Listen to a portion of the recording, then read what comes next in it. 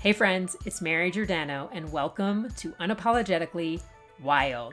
Every single day, you have a choice. You can stay where you are, or you can step into the possibility of something even greater. And I'm here to spark that flame within you and inspire you to show up, embrace the fear, and do the fucking thing. Messy, scared, and real. Let's get started. Hey friends, welcome back to Unapologetically Wild. Today's episode is one that's been on my heart because it's a conversation I've had with so many women, especially after the Bali group trip episode dropped. It's episode 20. If you haven't listened to it, go back and give it a whirl. It's one you do not want to miss. There's this quiet question that keeps showing up, and it's not about logistics or planning or even fear of travel. It's this: am I enough? Not strong enough, not young enough, not adventurous enough, just not enough. And underneath all of that, it really comes down to worthiness. Am I worthy of saying yes to myself, of doing something just for me, even if it's messy, scary, or uncomfortable? After that Bali episode, I got messages from women who felt that fear and are still doing the fucking thing.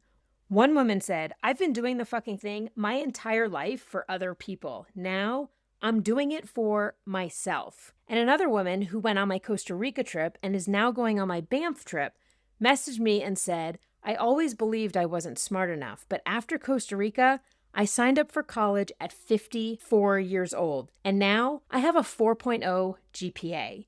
These stories, they're not rare. They're reflections of the quiet doubts so many of us carry and proof that you don't need to feel ready to take the next step. This episode is for the woman who's standing at the edge of something she wants, but still wondering if she's ready, worthy, or enough to go for it. If that's you, stick around. You're not going to want to miss this. Let's get into it. Most women aren't walking around saying, I'm not worthy, but that's often exactly what's driving the hesitation. It's the voice that says, that looks amazing, but I probably wouldn't fit in. I'd love to go, but I don't think I could keep up. I'm too introverted for something like that. I'm not adventurous enough. I've never done anything like that before. That voice doesn't usually feel dramatic. It feels reasonable, like it's protecting you from failure, awkwardness, or rejection. But what it's really doing is keeping you from the life you actually want. And here's what I've seen over and over and over again.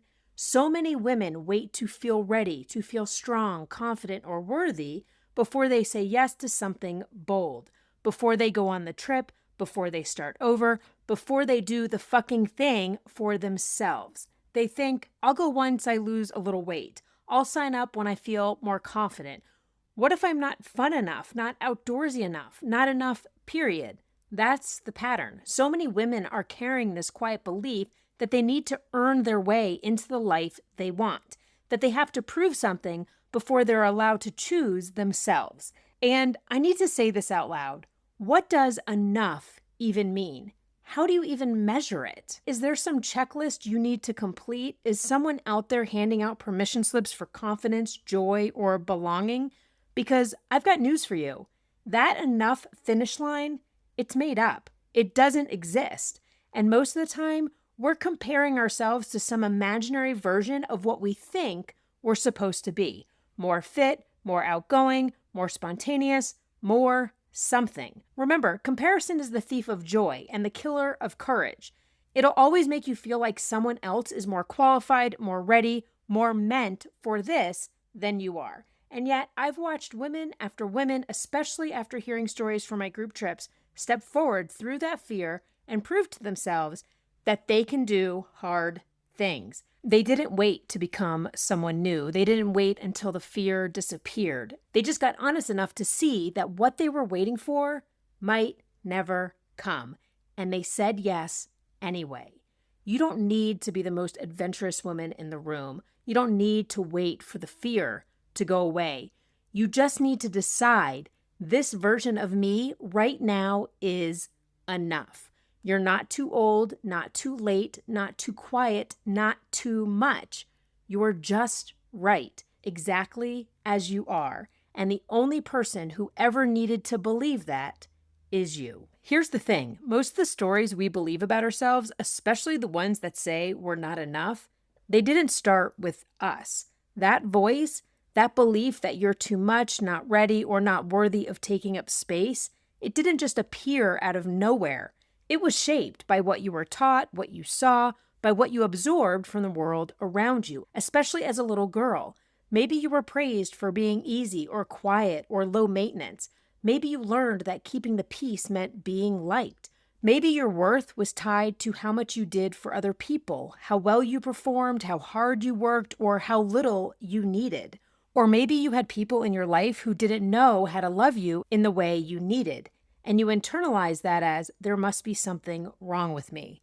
And this isn't about blaming, it's about understanding, because the story you're carrying that you're not enough until you look a certain way, act a certain way, or accomplish certain things, that story was handed to you. And the best part of waking up to it is realizing that you don't have to fucking keep it. It's like we've all been carrying around these invisible rule books we never agreed to. And one day we wake up and ask, wait, who wrote this? Who said you had to earn rest? Who said you had to prove your worth by being productive, selfless, or silent? Who said you couldn't start something new at 40, 50, 60, or even 70 or 80?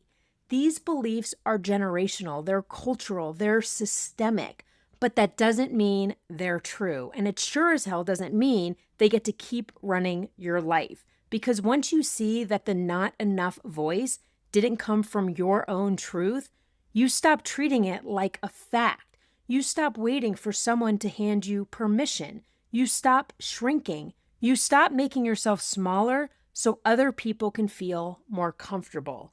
This is where everything starts to shift, where you pause long enough to say, I don't want to carry this story anymore. And you don't need to know exactly what comes next. You don't need to have a 5-step plan.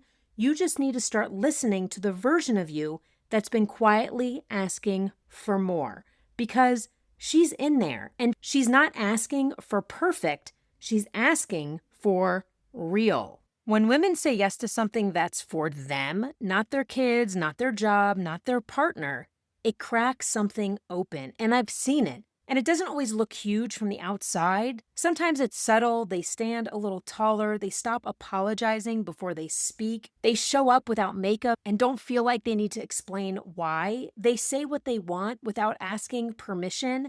That's the shift. It's not about becoming a new woman. It's about finally coming home to who they were before the world told them to tone it down or fit in. And once it clicks, once a woman gets a taste of what it's like to prioritize herself, she doesn't go back.